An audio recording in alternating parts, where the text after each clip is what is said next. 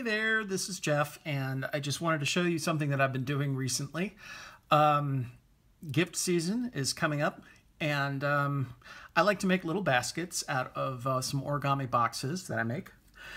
And of course, you're going to need tags. And yeah, of course, you can always go out and either buy a tag like this and decorate it, or if you happen to have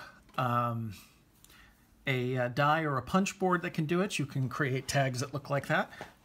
But I wanted to try something a little bit different since I happen to have nesting dies of different shapes. So anyway, let me show you what these, give you a little bit closer look at what this looks like. They're two-sided. This was using two-sided paper, but I'll get to that in a minute. This was not. There we go. So pretty much all you'd need to do, or all you need to do something like this, is some form of a nesting die shape. In this case, what I had were rectangles with, or squares with curved corners, and then I had these hexagons. So I went ahead and I used both of those. You're going to need a hole punch. You're going to need glue or a runner like this. Now, personally, myself, I went with the glue rather than the runner. Normally, I would go with a runner because it's much faster and less messy. But in this case, because I was trying to put it in the middle of another shape, it gave me a few extra seconds to sort of move it around. I'll show you that in a minute. You need patterned paper. I mean, let's face it, who doesn't have patterned paper if they're a card maker or a paper crafter of any type?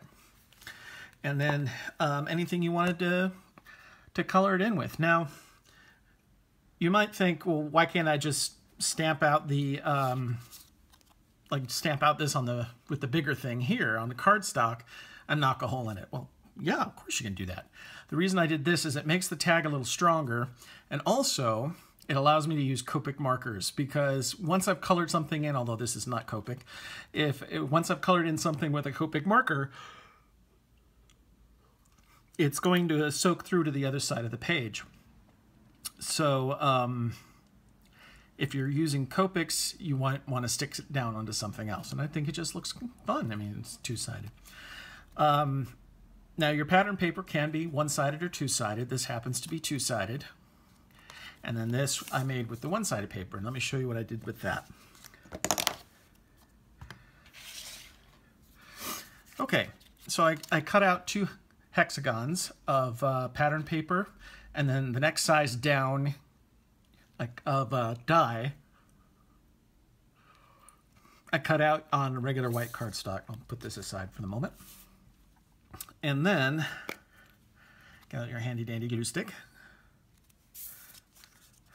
And after putting a little in the middle, what you do, or at least what I did, is you go to the edge and make sure that the edge is completely covered with glue. Yeah, you're going to get glue on your fingers, okay? That's just going to happen.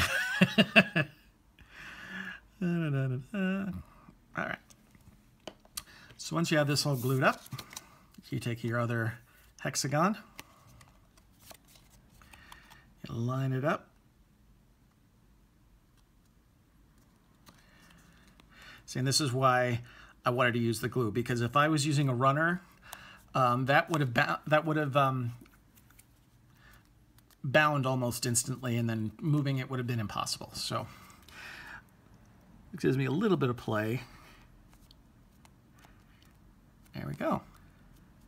Now, for one side that I did, one tip that I could give you is that for this side, since this is going to be the back, the reason I went with this particular pattern paper is because the pattern on it is random. So it doesn't matter which end is up. So when you're placing the front side on here and you've decorated it and you're doing whatever with it, once you punch the hole in it, you don't have to worry about flipping it over and your design is upside down.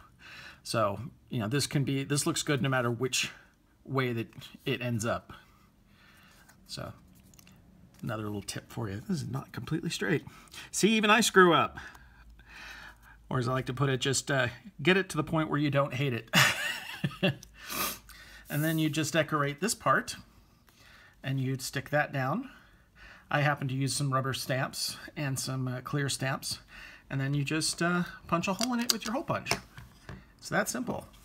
And if you want to put the smaller thing here, like if you want to use a runner in that case, you know, please go ahead and do so. You usually have a little more ability to figure out where to center the smaller piece on the bigger piece before you actually stick it down completely. So if you wanted to use a runner for that, you'll probably have you probably have a decent amount of success with that. So when you're done, this is what they look like. And then you just have to thread them through a ribbon and you're done. And to give you an example of the stuff that I do, I'm going to bring this in here. Ta-da! I made the box. Obviously I did not make the candy inside because this is all store-bought candy, but let me show you the tag. This is a tag I made earlier. And the orange marker here is Copic.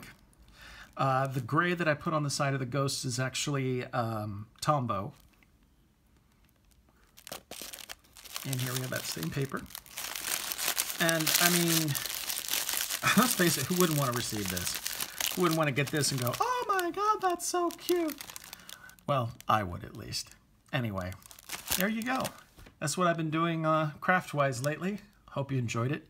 If you would like to see any other kind of crafting videos like that, such as how to make the box in this little gift box, just leave me a note. Don't forget to subscribe, and I'll catch you again real soon. Bye.